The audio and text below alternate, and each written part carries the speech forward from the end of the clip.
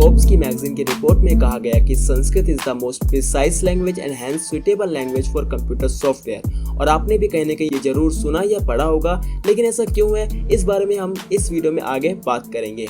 ये बात तो आपको पता ही है कि आर्टिफिशियल इंटेलिजेंस फ्यूचर है टेक्नोलॉजी की दुनिया में, लेकिन इस पे काफ़ी डिबेट्स, क्रिटिसिज्म, रिसर्च और आर्गुमेंट्स भी हुए हैं कि कैसे एक ऐसी कंप्यूटर लैंग्वेज को डेवलप किया जाए जो एक्सिस्टिंग आर्टिफिशियल इंटेलिजेंस के लेवल को अपग्रेड कर सके और क्लोज टू ह्यूमन अंडरस्टैंडेबल बना सके। रिसेंटली एक न्यूज़ काफ़ी स्पेकुलेट हुई थी मैनी प्रेस्टिजियस टेक सर्कल्स में कि नासा ने एक इनक्रेडिबल डिस्कवरी की है आर्टिफिशियल इंटेलिजेंस की कंप्यूटिंग लैंग्वेज में। अकॉर्डिंग टू रिसर्च, नासा ने क्लेम किया कि संस्कृत जो कि एक एंशिएंट हिंदू लैंग्वेज है, वो काफ़ी उपयुक्त है आर्टिफिशियल इंटेलिजेंस प्रोग्राम के लिए, कंप्यूटर प्रोग्रामिंग डेवलप करने के लिए। लेकिन ऐसा क्यों है? तो चलिए अब थोड़ा संस्कृत के बारे में बात करते हैं। इससे आपको थोड़ा सा आइडिया लग जाएगा कि क्यों इसको इतनी तवज्जो दी जा रही है। संस्कृत हमेशा से ही काफ़ी इंपॉर्टेंट लैंग्वेज रही है इंटेलेक्चुअल कम्युनिटीज़ में। इसके बावजूद कि ये एक एंशिएंट ओरिजिन की लैंग्वेज है, इसमें काफ़ी अमेजिंग कैरेक्टरिस्टिक्स देखने को मिलते हैं जो कि काफ़ी हेल्पफुल कंसिडर किए जाते हैं डिफरेंट फील्ड्स में, जैसे कि स्पिरिचुअल रिमिशंस एंड साइकोलॉजी में थेरेपी सेशंस के लिए।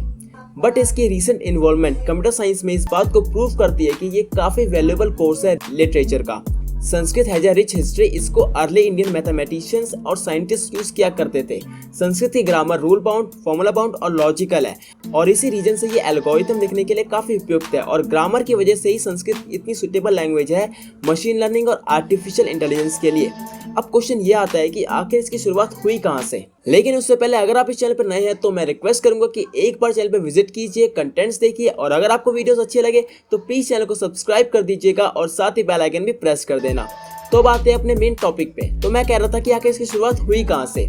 तो 1985 में नासा के साइंटिस्ट रिक ब्रिग्स आर्टिफिशियल इंटेलिजेंस की मैगजीन में एक रिसर्च पेपर पब्लिश किया जिसका नाम था वैदिक science knowledge representation in Sanskrit and artificial intelligence.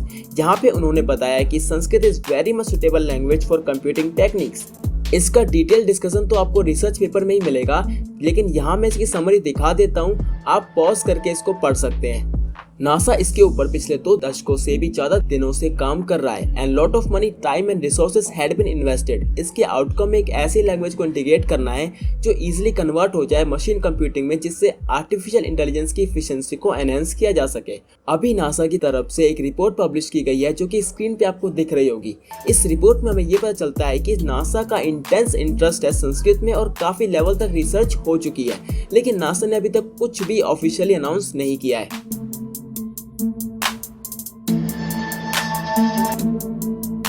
इतने सारे सकारात्मक परिणामों के बावजूद हमें काफी सारे चैलेंजेस को भी यहाँ पे कंसीडर करना पड़ेगा। सबसे पहले तो किसी भी नेचुरल लैंग्वेज में कुछ वर्ड्स के बहुत सारे मतलब निकलते हैं।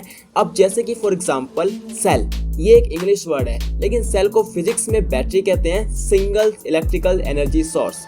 और बायोलॉजी में सेल को शरीर की कोशिका कहते हैं। A group of tissue is known as cell. Bio के स्टूडेंट्स को पता होगा। और इंग्लिश में सेल को सेल फोन भी कहते हैं। और जहाँ कैदियों को रखा जाता है उसको भी हम सेल कहते हैं, यानी कि जेल। और इसके कई मतलब हो सकते हैं, अगर आपको पता है तो कमेंट में बताओ। तो एआई को ये सब समझाना थोड़ा मुश्किल है और एक्यूरेसी भी काफी इंपॉर्टेंट है एआई के लिए। जैसे कि किसी फनी सरकाज़म वर्ड या सेंटेंस को एआई के लिए समझना काफी मुश्किल है, क्योंकि इसमें इमोशनल इंटेलिजेंस की जरूरत पड़ती है। जैसे कि अगर इंग्लिश में कोई सेंटेंस बोलूं, that's just what I needed today. अब ये सेंटेंस सरकास्टिक या हैप्पी वे में बोला जा सकता है, डिपेंड करता है टोनल फ्लक्चुएशन पे और इमोशंस पे, जो कि एआई के लिए समझना काफी मुश्किल है। अब यहाँ पे एक और रीजन आता है संस्कृत को कंसीडर करने के लिए, क्योंकि इस संस्कृत की स्ट्रिक्ट ग्रामर रूल्स, सिलेबस और संस्कृत में किसी भी वर्ड के ज्यादा मीनिंग्स नहीं होते। और शायद इसी कारण से संस्कृत में टोटल 102 अरब 78 करोड़ 50 लाख वर्ड्स है। This means that a logical relationship in the context of scientific precision can be easily developed with Sanskrit.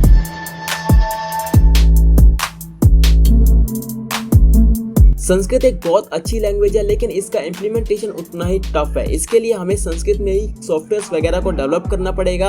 हाँ, अभी नहीं, लेकिन फ्यूचर में ये पॉसिबल जरूर है। और नासा भी इसको लेकर कोई ऑफिशियल अनाउंसमेंट जल्द ही कर सकता है। तो बस इतना ही आज की वीडियो के लिए। आई होप कि आपको वीडियो अच्छी लगी होगी। काफ़ी रिसर्च करनी पड़ी है इस वीडियो को बनाने के लिए, तो प्लीज़ वीडियो को लाइक कर दीजिएगा और चैनल को सब्सक्राइब तो जरूर कर देना।